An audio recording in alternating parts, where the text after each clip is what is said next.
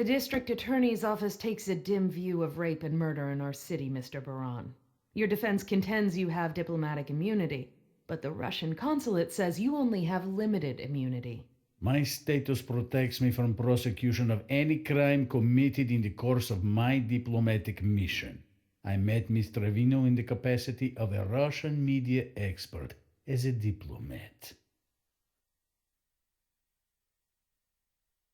Did you meet Rachel Trevino at the Parkview Regency? She said she worked there, so we agreed to meet. And instead you slept with her? Yes, women are attracted to me, Miss Carmichael. Not all of them. Objection! Withdrawn.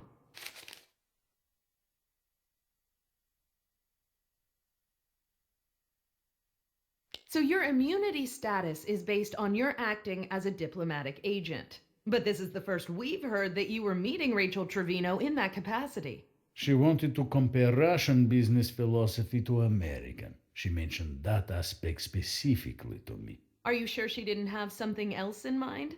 Was Rachel investigating other aspects of your business, Mr. Baran? No.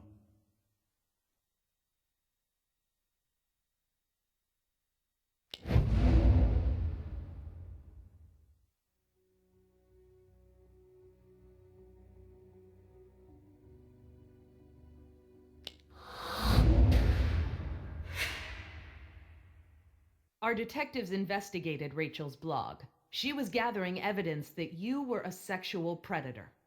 That was for my daughter, you bastard! Bailiff, restrain that man.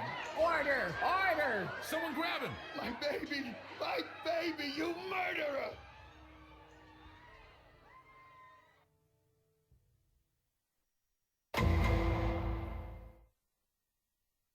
Judgment Day. Hero dad gets revenge. Taking care of business. Father does what court cannot. American justice. The headlines go on. The people love this guy. Chavez Trevino. He killed the smug bastard who killed his daughter. Of course they love him. How the hell did he get a gun into the courtroom? This is gonna get messy quick. I say we charge him with voluntary manslaughter and let it go. Abby? You know what keeps me up at night? What if his aim was off? Just slightly. I wouldn't even be here to answer your question, Jack. You're right. I'm not setting a precedent for street justice in our courtrooms, despite what the people think they want. Prove it was premeditated. Hit him with murder one. You got it, boss.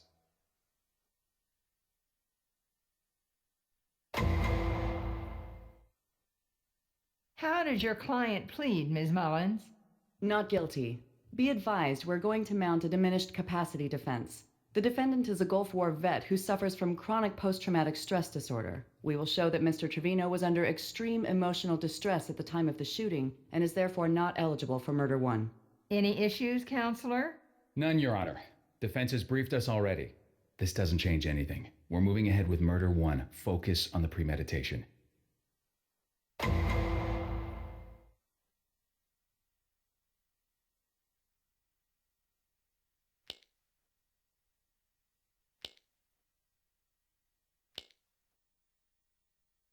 Can you tell us definitively who shot Alexander Baran? Without a doubt, the defendant, Chavez Trevino, shot him. I looked to see Mr. Trevino standing up with a smoking gun in his hand. Literally. And can you identify him for the court? Sitting right there. That's your shooter.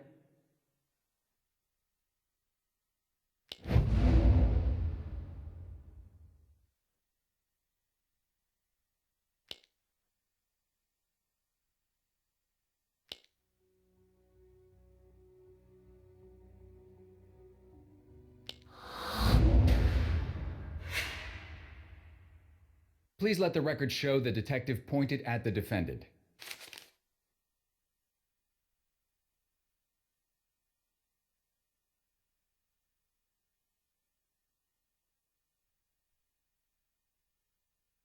After the shooting, Mr. Trevino made a voluntary statement to you about why he shot Mr. Baran. True? Yes. What did he say? He said Mr. Baran had to die. He said Mr. Baran was going to claim immunity, escape prosecution, and run back to Russia.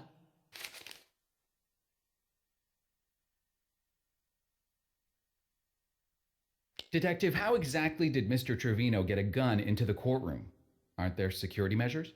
We're still investigating how he breached security, but he claims he stuffed it into his jacket and simply walked through. How difficult would it have been to get past security?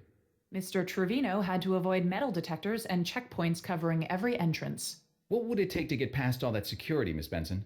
Forethought, planning, and intelligence. Mr. Trevino had to keep his cool and his wits about him at all times.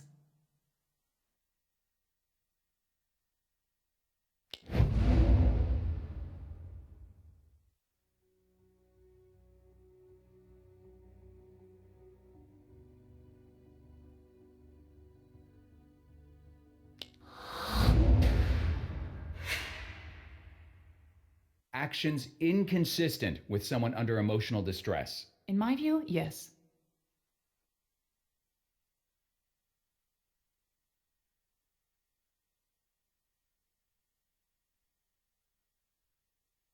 What else did he say? He said the courts were weak, powerless. He said the only justice he wanted was a death sentence. So, his motive was less about avenging his daughter's murder and more about exacting the type of justice he wanted to see. Objection. Withdrawn.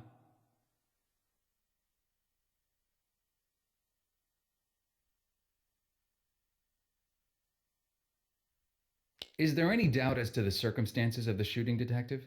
None. Mr. Trevino shot the defendant in front of witnesses and admitted to the murder afterward. I wish every case was as simple. Thank you, Detective. Your Honor, the people rest. No further questions for this witness.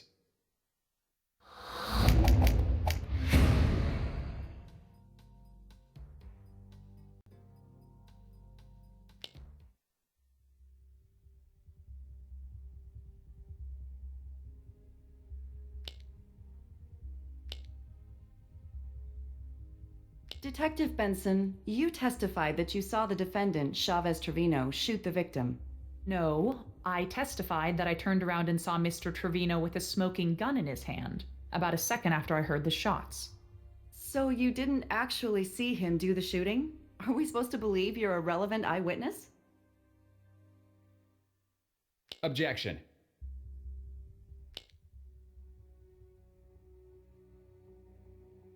Argumentative. Sustained. Ms. Mullins, enough with the rhetoric. Immediately after the shooting, what did Mr. Trevino look like? I don't follow you. Was he composed? Calm? He was in possession of himself.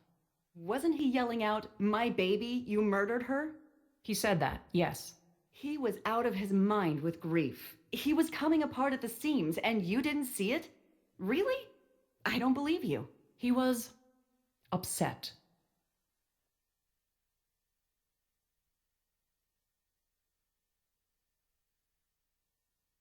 Objection.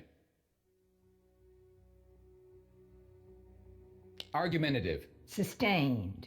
The defense can save the dramatic storytelling for its own witness. Is your heart so cold, Detective? Are you such a robot that you can't see another human in distress?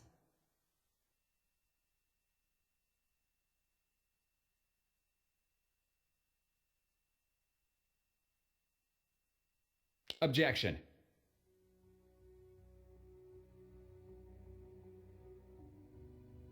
Badgering. Ms. Mullins, you are trying my patience. Either ask the detective a legitimate probative question or sit down. Let's try this one more time. Was my client, Chavez Trevino, visibly shaken and distressed following the shooting? Yes. Did he appear rational, calm? No. Was his behavior at that moment consistent with a person in severe emotional distress? Yes. So despite any forethought or planning he might have shown previously, the defendant was clearly in distress when he fired his weapon. True? True? Yes. Thank you. That's all for this witness, Your Honor.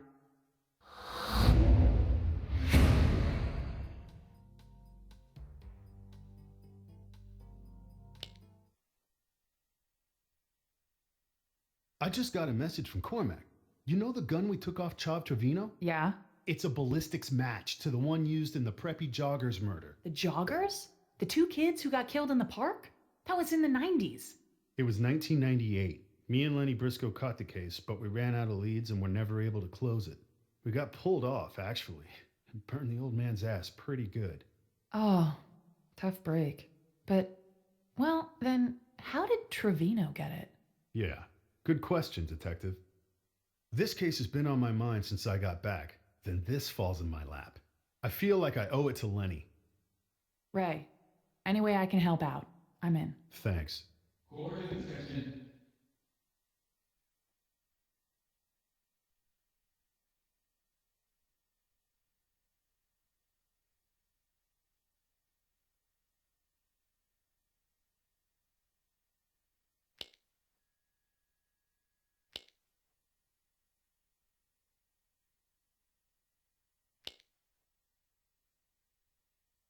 Mickey, in the weeks after your sister's murder, how did your dad act? Crazy. My dad has PTSD again. It all came back. He needs different treatment. Objection. Mickey Trevino is not a psychiatrist, Your Honor. He's not qualified to diagnose his father. Sustained. Mr. Trevino, please limit your comments to what you saw. Tell us the behavior you observed. He couldn't control his temper. He would like yell when the phone rang or like if a dog was barking 2 miles away. I didn't know what to do. When Rachel was killed, I expected him to be really sad or depressed, but not, not angry. And this behavior, had you ever seen it before? No, but my sister did. Objection. Hearsay. Regrettably, the witness's sister is deceased and can't testify to the truth of this statement. Sustained. The jury will disregard that last remark. When? After he got home from the Gulf War, 1991. Pop had his troubles with the law. A felony assault charge, some other bullshit, some other nonsense. Did you think he would hurt anyone? My uncle said he was getting dangerous.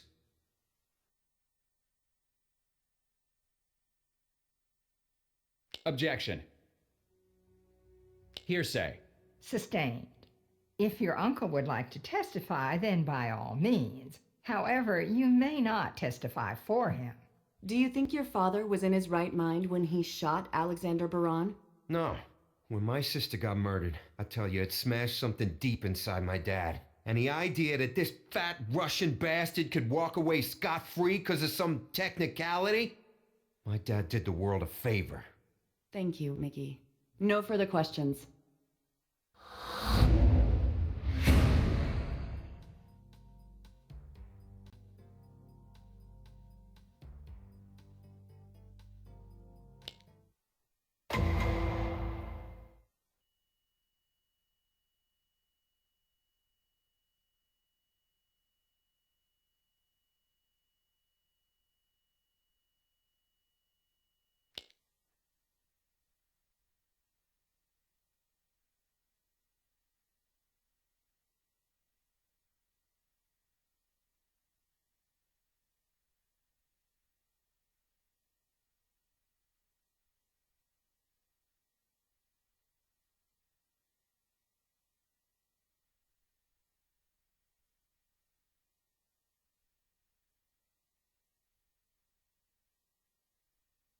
How do you and your father feel about Alexander Baran?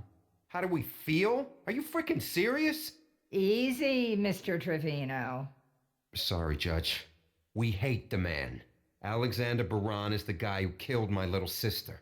My pop said he didn't care what happened to him. He said he would gladly kill Baran so we could go to hell and kill him again. He's a fat cat with an army of lawyers ready to help him weasel out of everything he does. You know this guy. Every day you read about him. Oh, he loves to do the crime, but he does not do the time. Nope, not these boys.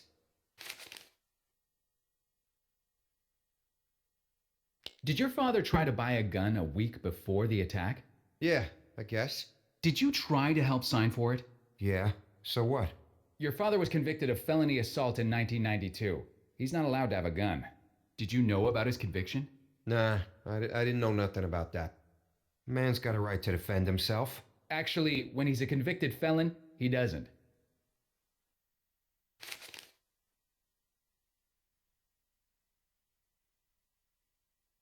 Did you ever hear your father threaten to kill Baran? Hurt? Yes.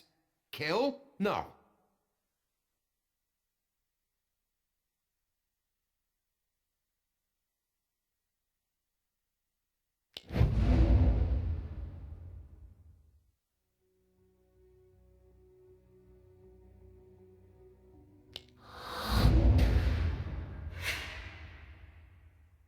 That's not true.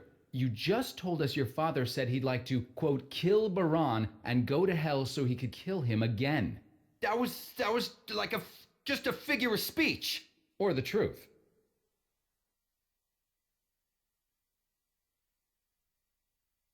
Where did he get the gun he used in court? I told the cops already. I don't know where he got the gun. You sure you didn't help him? I've never seen it before. I didn't even know he had one. You sure you didn't help him get it? You are under oath, Mr. Trevino. I did not help him. Pop smuggled it in under his jacket. I don't know how he made it past security, but he did.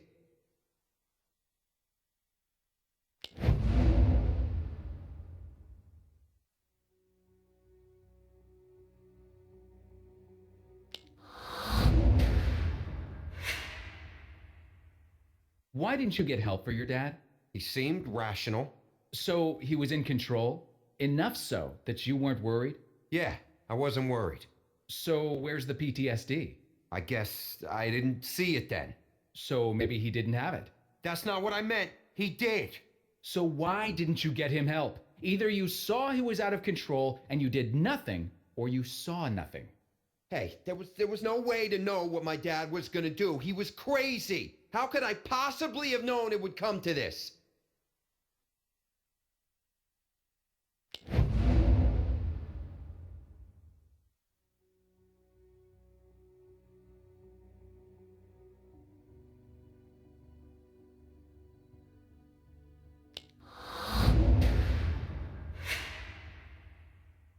He already had a felony assault in his past, he tried to illegally buy a gun, and he told you he wanted Baran dead. If that was my old man, I'd have been a little worried. You want us to believe your dad just snapped. You say he hated Alexander Baran, knew in his heart Baran was guilty. He tried to buy a gun but couldn't, so he found one some other way. Then he smuggled it through security, stayed cool until he had a fair shot, and fired an accurate pattern right into his intended victim. Now, Mickey, does that really sound like someone who just suddenly snapped? Objection! Withdrawn. None of this would have happened if people acted right. Rachel writes a nasty blog and this guy Baran kills her. My dad's going out of his mind and his doctor goes on frickin' vacation. Vacation, can you imagine? It ain't right. Everybody fails us and we gotta suffer for it. No further questions for this witness, Your Honor.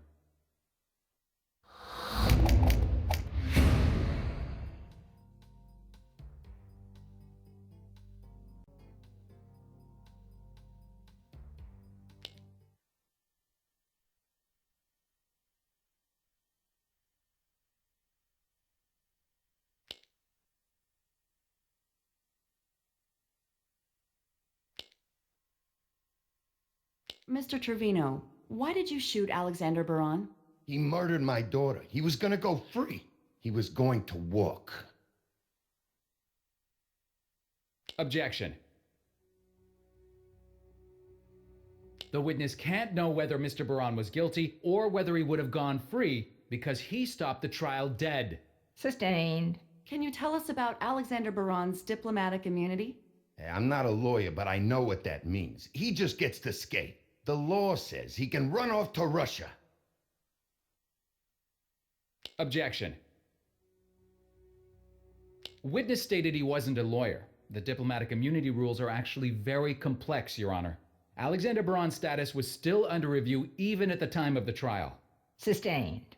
Mr. Trevino, can you take us back to 1991 and your experience after the Gulf War? Yeah, I was a ranger in Iraq. I saw a lot of stuff. When I got back home, I had some trouble settling in. What kind of trouble? I was never a violent guy before, but suddenly anything could set me off. I fought all the time. I couldn't sleep.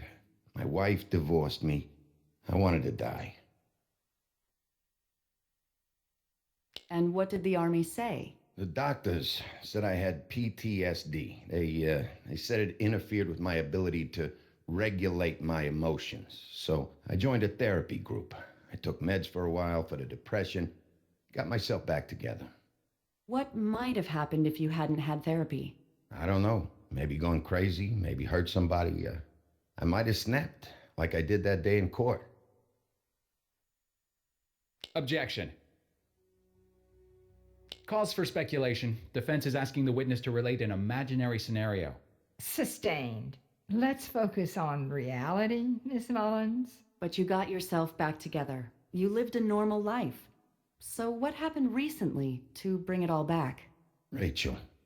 Your daughter was tragically murdered, and the main suspect appeared to you to have diplomatic immunity. She was my beautiful baby girl. He had no right. How could this happen in the 21st century in America? An innocent girl gets killed, the cops pin the blame on this scumbag, and still... He might walk away. As a man, as a father, I couldn't let that happen. She looked to me to protect her. All her life, I was a daddy, right? And I failed. And you failed. You didn't protect her when she needed it most. What use is all your legal garbage if you can't put a killer behind bars? So, as a father, it was up to me to put that wrong to right. Because no one else was gonna. Now my baby girl can rest with some kind of dignity. Thank you, Mr. Trevino. And sorry for your loss. Mr. Cutter, your witness. Defense requests a short recess, Your Honor. We wish to confer with the people about a plea deal. Well, make it quick. We're all on pins and needles.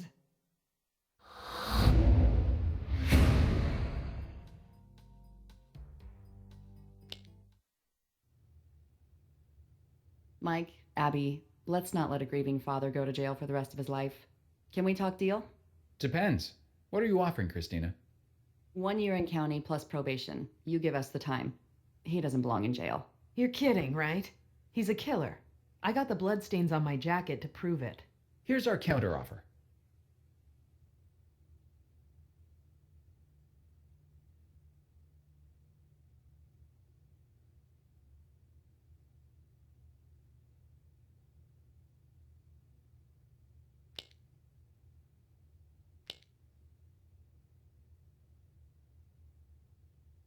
Murder 2, 25 years, but with a possibility of parole at 15.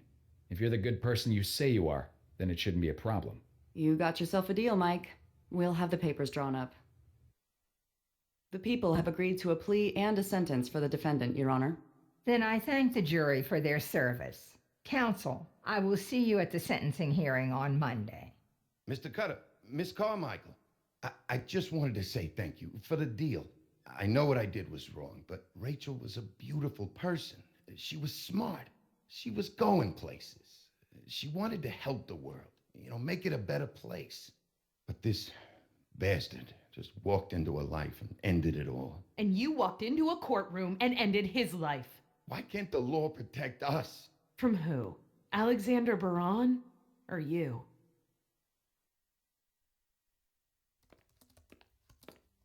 Ray, thought you'd be out having a drink. Nah, I'm going through some old files on the Preppy case.